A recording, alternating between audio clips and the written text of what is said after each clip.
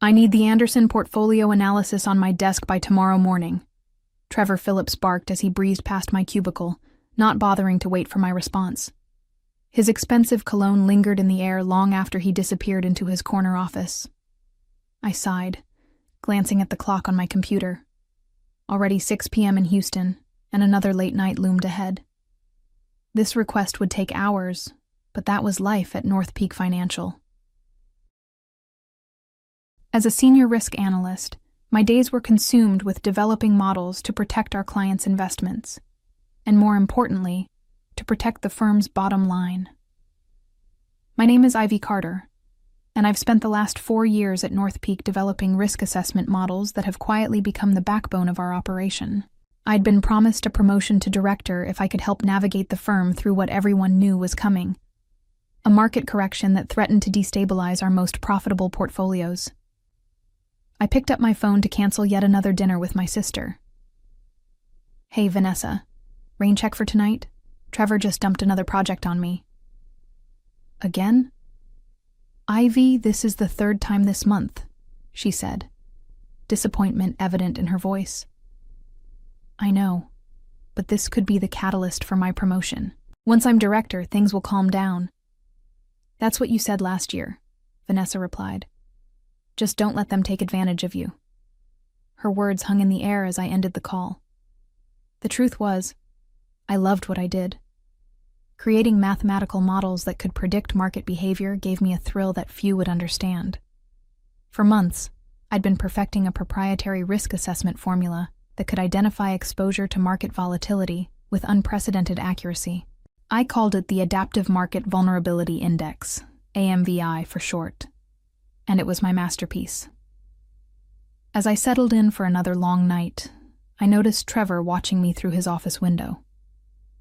When our eyes met, he quickly looked away, but not before I caught a glimpse of something unsettling in his expression. It wasn't the first time I'd noticed him eyeing my work with unusual interest. 2 weeks earlier, during a meeting with the executive team, I'd presented preliminary results from my model, showing how it predicted several market anomalies that traditional models had missed. The room fell silent as I walked them through the mathematics. Even our normally reserved CEO, Jonathan Wells, leaned forward in his chair. "Impressive work, Ivy," he'd said. "If this performs as well as you believe, it could save us millions when the correction hits." Trevor had smiled tightly, placing a hand on my shoulder. "That's why I've been mentoring her," he told the room. "I knew she was onto something special." I'd kept my expression neutral, though Trevor had done nothing of the sort. In fact, he'd repeatedly questioned the validity of my approach until the preliminary results proved too compelling to ignore.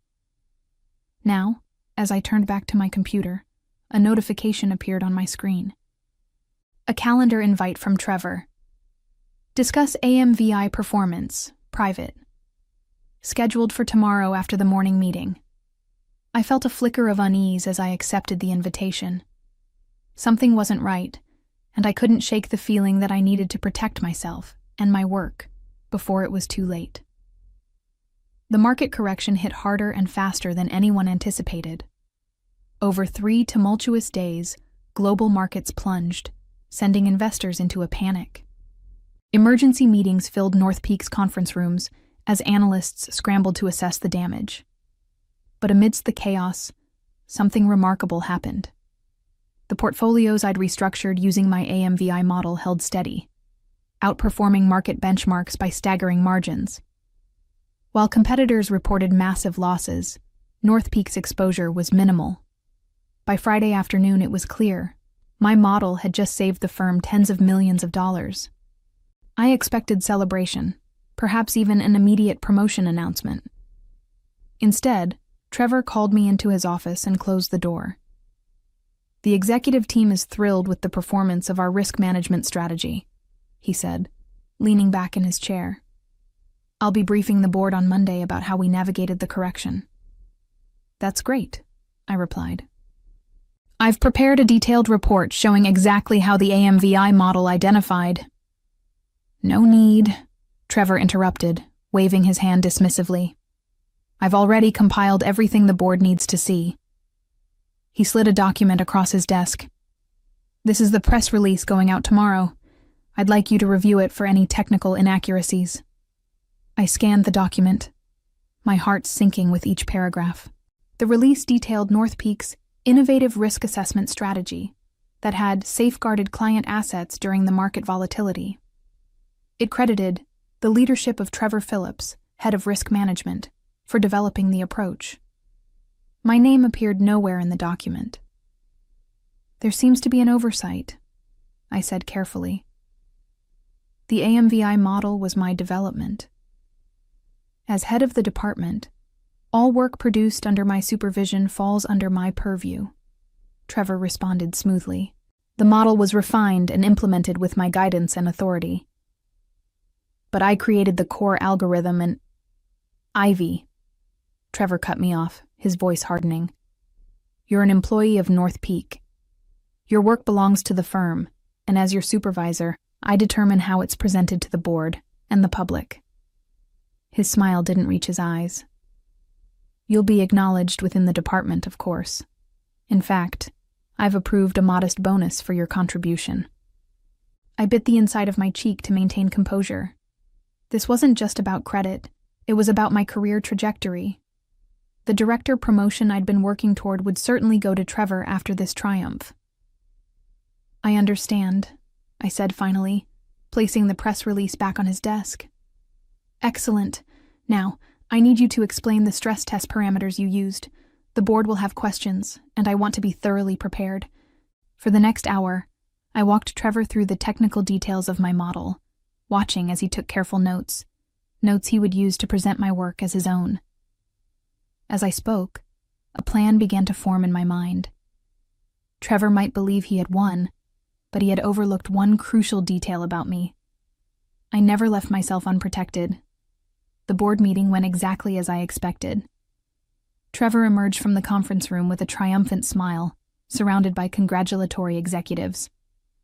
As they passed my desk, CEO Jonathan Wells paused. The risk strategy performed brilliantly, he told me. Trevor mentioned you helped with some of the technical implementation. Good work. I forced a smile. Thank you, sir. Later that afternoon, the company-wide email arrived. Trevor had been promoted to Executive Director of Risk Management, effective immediately. The announcement cited his visionary approach to market volatility and development of proprietary risk assessment methodologies that positioned North Peak ahead of the market correction. As colleagues stopped by his office with congratulations, I remained at my desk, quietly adding the finishing touches to a document I'd been preparing for weeks. Long before the market correction, I'd sensed what might happen. Trevor had a history of claiming credit for subordinates' work, something I'd learned from a former colleague who'd left the firm bitterly after a similar experience. So I'd taken precautions. 3 months earlier, working with a patent attorney friend on evenings and weekends, I'd filed for trademark protection on the core mathematical formula that powered the AMVI model. The application had been carefully worded to cover the unique algorithm while excluding any proprietary North Peak data or specific implementations. According to my employment contract, general mathematical concepts I developed were not automatically company property, only their specific application to company systems. The trademark had been granted 2 weeks ago. After the markets closed, Trevor stopped by my desk, wearing the self-satisfied expression that had become his trademark. I wanted to personally thank you for your hard work, he said, loud enough for nearby colleagues to hear. The bonus should hit your account next pay period. He leaned closer, lowering his voice. You're great with numbers, Ivy, just not the ones on your paycheck. I looked up, meeting his gaze steadily. Congratulations on your promotion, Trevor. You deserve everything that's coming to you. He seemed momentarily puzzled by my calm demeanor, but quickly recovered. I'm glad you understand how things work. I'll need the Anderson portfolio metrics updated with the new risk parameters by tomorrow. Of course, I replied. I'll leave everything ready for you. Trevor nodded and walked away, unaware that I'd just spoken literal truth. I would indeed leave everything ready, not just the Anderson portfolio, but detailed documentation of the AMVI development process, copies of my original work, and evidence of the dates when each component was created.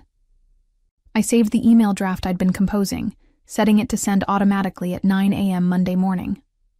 The subject line read, "Resignation effective immediately." The attachment was a formal notification that any continued use of the AMVI methodology would require proper licensing from its registered trademark holder, me. What Trevor didn't know was that I had already scheduled a meeting with North Peak's largest competitor for Tuesday morning. They were very interested in licensing my algorithm. Monday morning arrived with a crisp autumn chill. I entered North Peak's gleaming office tower for what I knew would be the last time, nodding to the security guard as I swiped my badge. The familiar ping of the elevator and the quiet hum of the office felt suddenly foreign, like visiting a place I'd once lived long ago. I settled at my desk, powering up my computer for the final time. At precisely 9 a.m., my resignation email would automatically send to Trevor, Human Resources, and Jonathan Wells. I'd timed it perfectly. Trevor always held his newly established executive director's brief at 9 a.m. on Mondays, presenting to the senior leadership team. I spent the next hour methodically clearing personal items from my desk, careful not to draw attention. A photo of Vanessa and me at the Grand Canyon. A small jade plant I'd kept alive for 3 years. A coffee mug with a mathematical formula joke that only other analysts ever understood. Each item disappeared into my bag as I systematically erased my presence. At 8:55 a.m., I took one last look around, then walked calmly to the restroom where I waited, watching the seconds tick by on my watch. At precisely 9 a.m., I felt a subtle vibration, my phone confirming the automated email had been sent. I emerged to see Trevor's assistant hurrying toward his meeting room, a concerned expression on her face. Through the glass walls, I could see Trevor presenting confidently to the executive team. Then I watched as he glanced at his phone, frowned, and continued speaking. Moments later, several other executives checked their devices simultaneously. Jonathan Wells stood up abruptly, interrupting Trevor's presentation. Even from a distance, I could see the confusion and alarm spreading across Trevor's face as he read whatever message had just arrived on his phone. I didn't wait to see more. With practiced calm, I walked to the elevator, pressed the button for the lobby, and left North Peak Financial for the last time. Outside, I took a deep breath of the morning air, feeling strangely light. My phone immediately began buzzing with messages and calls, all of which I ignored as I walked to a nearby coffee shop. Only once I was settled at a corner table with a cappuccino did I finally check my messages. 6 missed calls from Trevor, 4 from Human Resources, 1 from Jonathan Wells, and dozens of text messages. Trevor, what the hell is this? Call me immediately. Trevor, you can't trademark company property. This is grounds for legal action. Trevor, you're making a massive mistake. I sipped my coffee calmly, watching the messages pile up. Then I opened my email to read the formal response from Human Resources. Ms. Carter, we have received your resignation letter and the accompanying notification regarding the AMVI methodology trademark. This matter has been referred to our legal department for immediate review. Please be reminded of your confidentiality obligations under your employment agreement. A representative will contact you shortly regarding exit procedures and the serious concerns raised by your communication. Right on schedule. I had anticipated exactly this response, which is why I'd engaged Patricia Winters, one of Houston's top intellectual property attorneys, weeks ago. I forwarded the email to her with a simple note. It's begun. Her response came within minutes. Proceed as planned.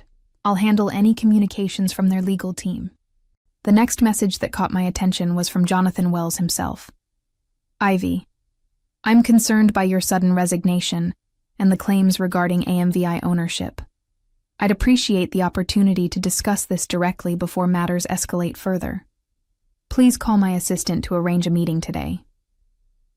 This was unexpected. In all my planning, I hadn't considered that the CEO might reach out personally. I hesitated. then decided that speaking with Wells could provide valuable insight into how the company planned to respond. I typed a careful reply. Mr. Wells, I'm available to meet at 2 p.m. today at Patricia Winter's office. She will be present as my legal counsel. I included the address, then pressed send. As I finished my coffee, my phone rang with an unfamiliar number. When I answered, I heard a smooth, professional voice. Ms. Carter, this is Elaine Brenner, Chief Operating Officer at Veltri Dynamics. I understand you have something interesting to discuss with us tomorrow. Given recent developments, I'm wondering if you might be available today instead. The Veltri Dynamics offices occupied the top 3 floors of a sleek downtown tower, offering panoramic views of Houston through floor-to-ceiling windows.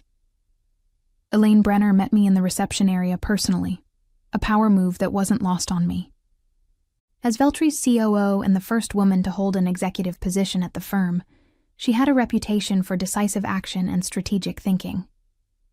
Thank you for accommodating the schedule change, she said, leading me to a conference room where 3 other executives waited. Recent events made our team eager to accelerate our conversation. The recent events she referred to were now spreading through the financial industry like wildfire. Somehow, and I had my suspicions about who was responsible, news of my resignation and trademark claim had leaked to financial news outlets. My phone had been buzzing with notifications from financial news apps all morning, with headlines ranging from Risk Model Ownership Dispute Rocks North Peak Financial to the more dramatic Mathematical Mutiny, Analyst Claims Ownership of Market-Beating Formula. I appreciate your interest, I replied, setting my portfolio on the polished conference table. Though I confess I'm curious how you learned about the situation so quickly. Elaine smiled. Houston's financial community is smaller than it appears.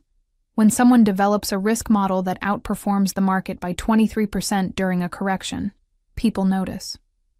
When that same person then claims independent ownership of the methodology? She raised an eyebrow. Let's just say my phone started ringing before the markets opened. For the next hour, I presented the AMVI methodology to Veltri's executive team. I explained the core algorithm, demonstrated its performance during the correction, and outlined potential applications beyond the current implementation. Throughout my presentation, I was careful to use only the mathematical concepts I had developed, avoiding any proprietary North Peak data or specific implementations, exactly as my trademark application had been worded. When I finished, the room was silent for several moments. Impressive, said Gregory Turner, Veltri's chief risk officer. But I have to ask the obvious question. How can you be certain the trademark will hold up? North Peak will fight this aggressively. I had anticipated this concern. I opened my portfolio and distributed copies of a legal brief prepared by Patricia. My employment agreement with North Peak specifically covers work product created using company resources, data, or systems, I explained. However, the core mathematical formula that powers AMVI was developed independently, on my own time, using my personal equipment. I have documentation showing the evolution of the algorithm, time-stamped electronic records, and even witnesses who can attest to my work on the concept outside of North Peak. I paused, allowing them to scan the brief. Most importantly, I disclosed the general mathematical concept to the patent office before implementing it at North Peak, establishing clear precedent of independent development. Elaine exchanged glances with her colleagues. And you're offering us exclusive licensing rights? For the first year, yes, I confirmed, at which point we can negotiate continued exclusivity or explore other arrangements. What are your terms? I named a figure that made one of the executives cough. That's substantial, Elaine said carefully. So is a 23% performance advantage during a market correction, I countered. Consider that North Peak saved approximately $50 million using my model. What would that kind of protection be worth to Veltri's portfolio? The meeting concluded with handshakes and assurances of a formal offer within 24 hours. As Elaine walked me to the elevator, she asked the question I'd been waiting for. Why didn't you take this to North Peak first? Surely they would have compensated you appropriately once they understood the situation. I smiled, Let's just say North Peak and I have fundamentally different perspectives on appropriate compensation and recognition. As the elevator doors closed, my phone vibrated with a new message, Jonathan Wells confirming our 2 p.m. meeting. The real battle was about to begin. Patricia Winter's law office exuded quiet confidence, tasteful artwork, subdued lighting, and furniture that whispered expensive without shouting it. We sat in her private conference room, reviewing our strategy while waiting for Jonathan Wells to arrive. Remember, Patricia cautioned, this is a fact-finding mission for both sides. Don't volunteer information they don't explicitly request, and don't discuss your meeting with Veltri. I nodded, though my thoughts were elsewhere. Despite my careful planning, a knot of anxiety had formed in my stomach. I'd never directly challenged someone as powerful as Jonathan Wells before. At precisely 2 p.m., Patricia's assistant ushered in the CEO of North Peak Financial. To my surprise, he came alone. No Trevor, no legal team. Just Jonathan Wells in his impeccable suit, carrying a slim leather portfolio. "Ms. Carter," he said, extending his hand. "Thank you for agreeing to meet. And Ms. Winters, I've heard excellent things about your work." After introductions and polite refusals of offered refreshments, Wells settled into his chair, studying me with an expression I couldn't quite read. "I'll be direct," he began. "Your resignation and trademark claim have created a significant situation for North Peak. Before our respective legal teams turn this into a protracted battle, I wanted to understand your perspective personally." Patricia nodded for me to respond. "I developed the core AMVI algorithm independently," I stated. "While I implemented it at North Peak using company data and systems, the underlying mathematical formula remains my intellectual property. When Trevor claimed full credit for my work and received a promotion based on that misrepresentation, I felt I had no choice but to protect my interests." Wells listened without interrupting, then opened his portfolio and removed several documents. "I've reviewed the press release and announcement that went out after the market correction," he said, sliding them across the table. "It appears Trevor presented the AMVI model as his own development, with no mention of your contribution." He paused. "This contradicts what he told me privately about the model's origins." This was unexpected. I glanced at Patricia, who maintained her professional poker face. "Can you elaborate?" she asked. Wells nodded. "In our initial discussions about the model, Trevor described it as a collaborative effort, with you handling the technical aspects under his strategic direction. Based on that understanding, I approved his promotion to executive director." "That's not accurate," I replied carefully. "Trevor actively questioned the validity of my approach until the preliminary results proved successful. He provided no meaningful input to the development of AMVI." Wells studied me, then reached for another document in his portfolio. "This morning, our technical team attempted to update the model parameters without your guidance. They encountered significant difficulties understanding the core algorithm." He looked up. "It seems Trevor cannot explain how the model actually works." A moment of silence filled the room as the implication settled. Trevor had claimed credit for a model he couldn't even explain. "Mr. Wells," Patricia interjected, "while this information is illuminating, it doesn't change the fundamental issue. My client has valid trademark protection for the core AMVI methodology. Any continued use by North Peak would require proper licensing." Wells nodded slowly. "I understand, but before we discuss licensing terms, I have a different proposition to consider." He turned to face me directly.